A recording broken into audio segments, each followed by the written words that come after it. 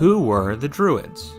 Most of our representations of druids nowadays are in fantasy books and games. World of Warcraft, Dungeons & Dragons, and others present druids as magical nature wizards. While that's all very fun, I think we all know intuitively that that's not an accurate representation of historical druids. When most people think of historical druids, if they think of them at all, have one of two images in their head. One like this, a wise man with a white beard and white robe, worshipping and being in harmony with nature, doing some ancient ceremony at Stonehenge. Or a much darker image, one of dangerous human sacrifice, of heathenish barbarism and blood and gore.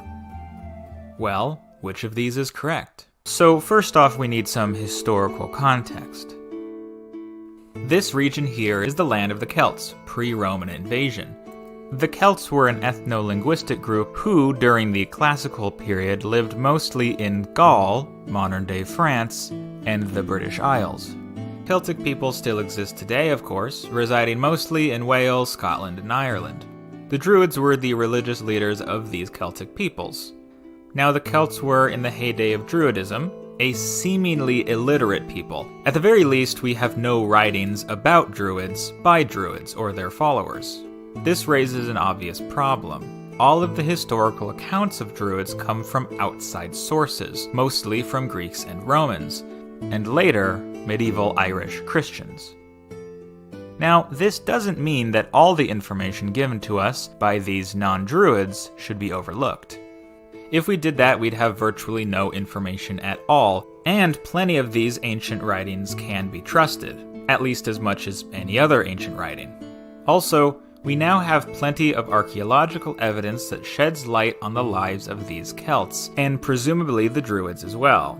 So modern scholars are able to match the information given in the Greco-Roman accounts and scrutinize them against the archaeological evidence. So, now that's out of the way, who were the Druids? The Druids were a social class of educated people, both men and women, who held a very respected place in pre-Roman Celtic society. They had a number of roles and responsibilities. First and foremost, they were the religious leaders of the Celts. Druids understood the spiritual beliefs and religious practices of the Celts and were the only ones believed to have the power to communicate with the gods. They also acted as judges, settling legal matters within the tribes, and as advisors to different Celtic lords. Druids were said to be well-versed in law, ethics, medicine, and philosophy. Their powers were so far-reaching that a Celtic lord would not go to war unless permitted by the local druid, and there are multiple accounts of Druids putting a stop to battles they thought were morally wrong. The Druids were one of 3 non-noble groups honored in Celtic society. The other 2 were the Vates, whose job was to perform religious sacrifices, as well as to give prophecy, and the Bards, who were poets, musicians, and satirists. In this video, we'll be focusing on the Druids. That being said, the roles of the Vates, Druids, and Bards often overlapped, and in some sources there seemed to have been no distinction between them at all, with the Druids performing all 3 functions. Whether this was because the writers of those sources, like Julius Caesar, yes, that Julius Caesar, were ignorant of the complexities of Celtic religious life, or because in some places and times the roles were just simpler, is not known. To understand the Druids' role in society, we have to understand a bit about Celtic paganism. Unfortunately, like the Druids themselves, the information we have about Celtic religion is incomplete. We know the Celts were polytheists, believing in a pantheon of many gods. Some of these gods were local, being gods of specific places, like mountains or rivers. And some gods were more general, being gods of fertility or agriculture, for instance. Also, there seems to have been different pantheons of gods in different places.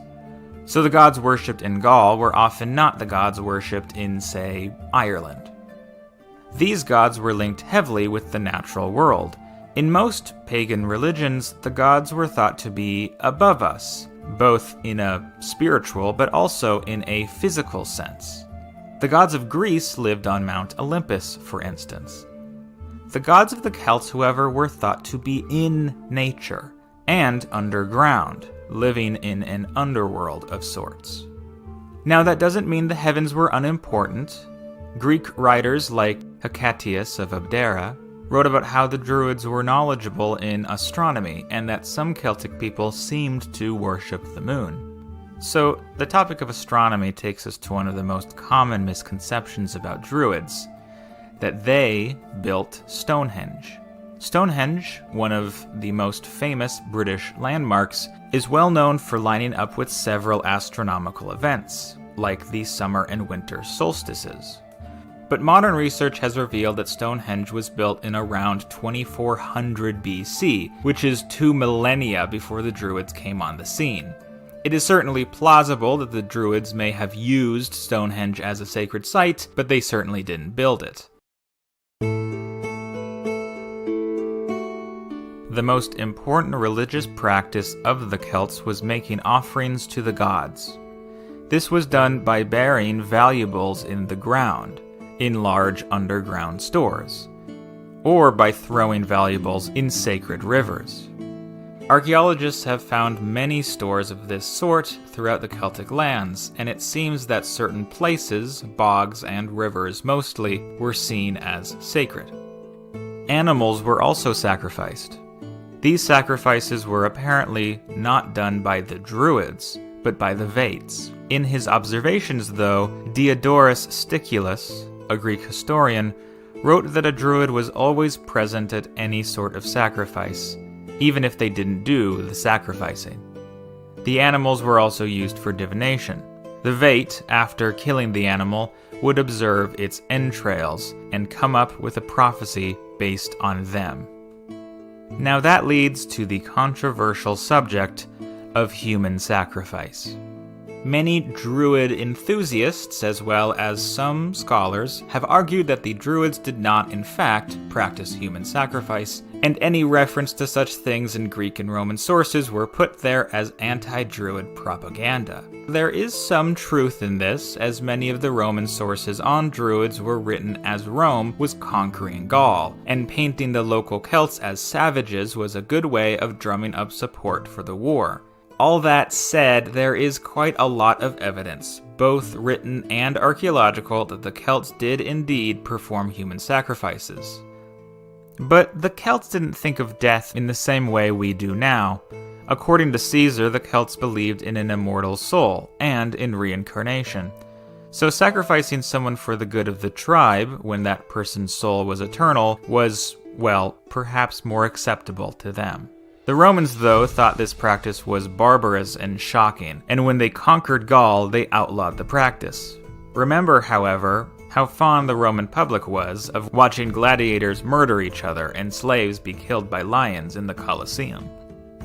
Other than sacrifices, we have only one account of a specific Druidic ceremony.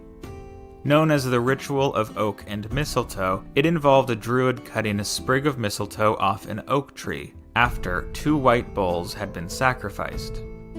The Druid would then make an elixir from the mistletoe that was supposed to cure any ailment. This ritual is found in Pliny the Elder's Natural History, so we don't know precisely how accurate the account is. Still, it has become an important image of Druidism in the modern world. The end of Druidism came relatively quickly, first with the Roman invasion of Gaul, and later Britain, where the suppression of Druidic beliefs started under Emperor Augustus in 27 AD. The Germanic migration into France and England started in the 5th century, also supplanted many Celtic beliefs. The last stronghold of the Druids was Ireland, but the Druids and their pagan beliefs didn't survive once Christianity got to the island. Interestingly, though, the Vates, who were called Fili in Ireland, continued into the 1700s as poets and storytellers. They were the keepers of Irish folklore, and were held in high esteem as satirists. Their influence slowly died out, starting with the Anglo-Norman invasion of Ireland in the late 12th century, and ending in the Renaissance. I hope you enjoyed the video.